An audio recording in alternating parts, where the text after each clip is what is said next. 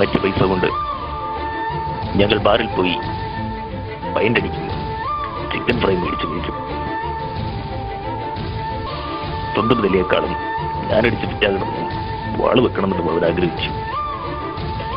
ആരും കാണാതിരിക്കുമ്പോൾ ഞങ്ങൾ പാട്ടച്ചാരയും കഴിച്ചു. എന്റേതൊരു കുടിയനുണ്ടെന്ന് ആദ്യം പറഞ്ഞത് അവനായിരുന്നു. അവനിലൂടെയാണ് ഞാൻ ബാറ് കണ്ടത്.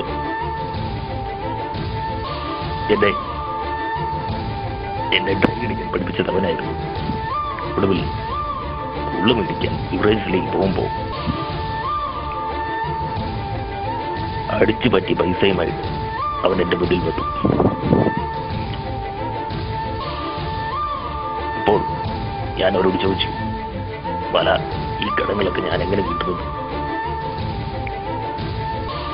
അപ്പോൾ അവൻ എന്നോട് പറഞ്ഞു, കുറച്ചു നാൾ കഴിയുമ്പോൾ ഒരു ലാർജ് ചോദിച്ച ഒരാൾ നിന്റെ അടുക്കൽ വരും. അപ്പോൾ നിനക്ക് കഴിയുമെങ്കിൽ അത് മേടിച്ചു തരിക.